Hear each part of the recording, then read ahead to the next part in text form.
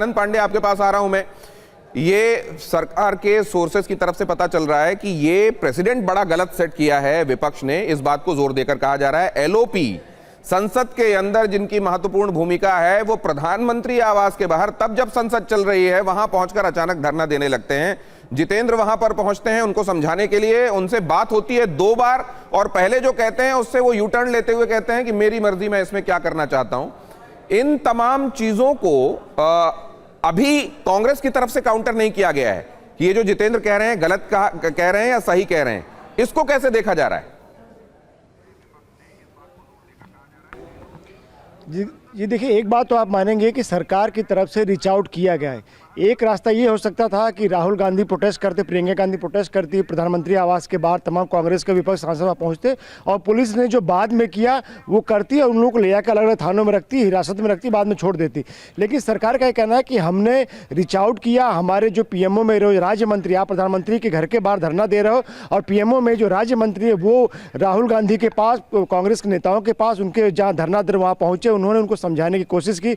सरकार ने home secretary को भेजा, होम सेक्रेटरी उनको समझाने की कोशिश की, उनको ये बताया गया कि बहुत ही हाई सिक्योरिटी एरिया है, प्रधानमंत्री का ये आवास है और ऐसी जगह पे आप धरना ना करिए, अगर आपको धरना करना है तो जंतर मंतर जाइए।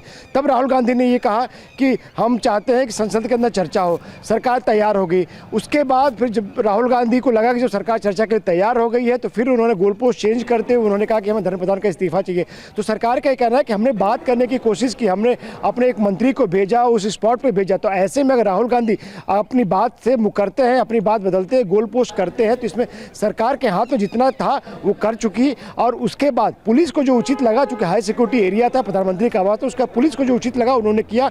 उन्होंने वहां से इन लोगों को हटाकर डिटेन करके अलग अलग थानों में ले गए। और वहां से जल्द विपक्ष के नेताओं को हटाया जाए, और ऐसी कोशिश करने में पुलिस ने बल का भी प्रयोग किया, जैसा आप लगातार जिक्र भी कर रहे हैं। मैं एक बार फिर से विपिन चौबे का रुख कर लेती हूँ। विपिन, ये कहा जा रहा है कि अभी कांग्रेस पार्टी की तरफ से या खास तौर पर राहुल गांधी की तरफ से जो जितेंद्र सिंह ने कहा उसका काउंटर नहीं आया है, लेकिन आपने वो सवाल पूछा था प्रियंका गांधी वाड्रा से, उन्होंने क्या कहा था, जरा बताइए एक बार फिर से। पीछे चलो।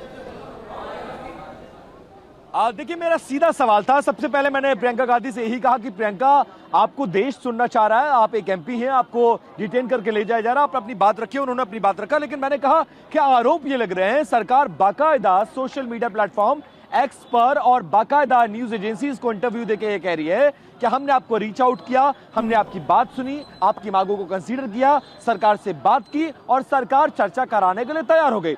लेकिन आप गोल पोस्ट चेंज कर रहे हैं, मतलब आप अपनी बात से पलट रहे हैं। उन्होंने कहा बिल्कुल नहीं, from the very first day Congress की यही 2 मांगे थी, संसद में आप चर्चा कराइए, और देश के शिक्षा मंत्री जो कि विफल साबित हो रहे हैं, लगातार दर्जनों ऐसे पेपर्स हुए जो लगातार लीक हुए हैं, और उसकी रिस्पॉन्सिबिलिटी उनको लेते हुए उनको हटाना चाहिए। और आज तो आपने भी संसद में देखा कि सुबह समाजवादी पार्टी ये कहती नजर आई कि भैया बर्खास्त नहीं कर सकते हो तो कम से कम विभाग ही बदल दो। तो प्रियंका गांधी भी ये कहती नजर आई कि हमने कोई स्टेटमेंट चेंज नहीं किया, हमारी शुरू से यही मांग थी और हम उस मांग पर डटे हुए हैं। इनको हटाना है तो हटाएं, गिरफ्तार करना है तो गिरफ्तार करें, हम अपनी मांग से पीछे हटने वाले नहीं है। लेकिन बॉडी लैंग्वेज वो बहुत इंपॉर्टेंट होती है पॉलिटिक्स में। और प्रीति, और ये बॉडी लैंग्वेज बता रही थी कि कहीं भी अपोलोजेटिक नहीं है। लेकिन अब मैं जीत भाटी के पास, जितेंद्र भाटी हमारे संवाददाता जंतर मंतर में मौजूद हैं। क्या जंतर मंतर में ये एक फीलिंग आप परवेसिव देखते हैं क्या जितेंद्र की, यहां जो चल रहा था अब वहां की लाइमलाइट को एक तरीके से दूसरी जगह शिफ्ट कर दिया गया, ये वाली फीलिंग है, या वहां ये लग रहा है कि उन्हीं की लड़ाई लड़ी जा रही है जो आज लड़ी गई है कांग्रेस की तरफ से पीएम आवास के सामने धरना देकर? देखिए, इस पे जो सीजेपी के नेता हैं, पदाधिकारी, वो कुछ नहीं बोल रहे हैं, लेकिन संजय सिंह ने 5:30 के करीब एक ट्वीट जरूर किया और उन्होंने कहा कि सीजेपी का जो मेरे यहाँ 100-200 मीटर पीछे ही जो प्रोटेस्ट चल रहा है वो क्योंकि चरम पर था, तो उसको लेकर के राहुल गांधी को वहाँ बिठा दिया गया। कौन कह रहे हैं? वो कह रहे हैं मोदी कहने पे बैठे हैं। तो उनकी तरफ से जो आरोप लगाया, हालांकि सीजेपी ने इस तरह से कुछ भी आरोप नहीं लगाया है, और फिलहाल भी जो उनके कार्यकर्ता हैं वो अंदर धरना प्रदर्शन कर रहे हैं, पहले की तरह ही कर रहे हैं, वो उसी मांग पर अड़े हुए हैं। लेकिन बड़ी बात यह है कि जो पहले पूरा का पूरा centre of attraction Jantar Mantar था वो जरूर यहाँ से सात कल्याण मार्ग जो है वहाँ पर शिफ्ट हुआ। उसके बाद दिल्ली के अलग अलग थानों में जब कांग्रेस के नेताओं को ले जाया गया तो वहाँ की तरफ शिफ्ट हुआ और इसी बात को लेकर आम आदमी पार्टी जो है वो कांग्रेस पर हमला बोल रही है। जो आप बात कह रहे हैं बहुत इंपॉर्टेंट है। आपने कहा कि सीजेपी ने इस प्रोटेस्ट को लेकर कोई कमेंट नहीं किया, हालांकि चुप्पी को भी सहमति माना जाता है, लेकिन ये मसला बहुत ही संवेदनशील है। ऐसे में सीजेपी के ऑफिशियल स्टेटमेंट का इंतजार करना होगा। जितेंद्र शर्मा का हम रुख कर लेते हैं। जितेंद्र, जरा ये बताइए कि धारा 163 का उल्लंघन करना किस तरह की कार्रवाई हो सकती है, क्या क्या धाराएं लगती हैं कानून के हिसाब से बताइए। अगर इस वक्त टीवी9 भारतवर्ष के व्यूअर्स देख रहे हैं कि प्रधानमंत्री आवास के बाहर यह प्रोटेस्ट चल रहा है, तो कांग्रेस पार्टी या दूसरे तमाम नेता जो वहां एकत्रित हुए उन पर क्या कार्रवाई मुमकिन है? बात को आगे बढ़ा रहा हूं। मैं एक बात यह जानना चाहता हूं, इसी का एक्सटेंशन है जितेंद्र, अगर आपको आवाज आ रही है। देखिए, सीजेपी के जो प्रोटेस्टर्स थे उनके ऊपर बहुत सारी धाराएं कईयों के ऊपर लगी हैं। धारा 223B बीएनएस लोक सेवा द्वारा विधि सम्मत आदेश की अवज्ञा या सरकारी कार्य में बाधा संबंधित, 221 बीएनएस लोक सेवक के कार्य में बाधा डालना, 132 बीएनएस लोक सेवक पर हमला करना, बल प्रयोग करना, 121 बीएनएस गैर कानूनी जमावड़ा हिंसक भीड़ से संबंधित, धारा 189, 3, 190, 191, 191, 3, 192 बीएनएस। ये दर्जन भर से ज्यादा धाराएं हैं जो उनके ऊपर लगी हैं। तो इनके ऊपर कुछ धाराएं लगेंगी या इनका डिटेंशन होगा, ये छूट जाएंगे? और अगर ऐसा होगा तो भेदभाव होगा क्या? ये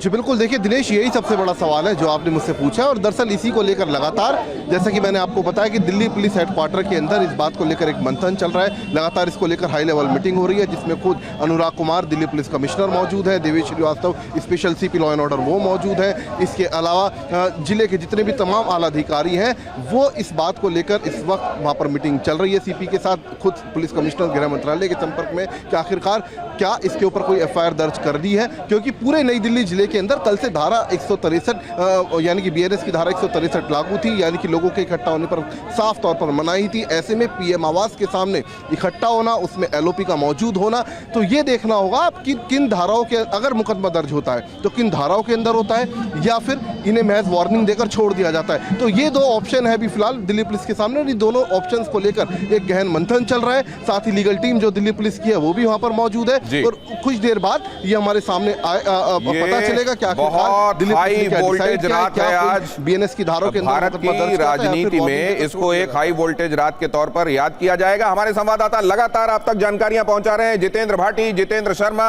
आनंद पांडे, हमारे संवाददाता विक्रांत और विपिन चौबे लगातार आप तक जानकारियां पहुंचा रहे हैं। मंदिर मार्ग थाने के पास कांग्रेस के कार्यकर्ताओं का जमावड़ा होना शुरू हो गया है। राहुल गांधी को जिस बस में डिटेन करके ले जाया गया था वो बस में बैठे हुए हैं, बाहर नहीं निकले हैं अभी, ऐसी सूचना आ रही है। वहां भी आसपास नारेबाजी चल रही है।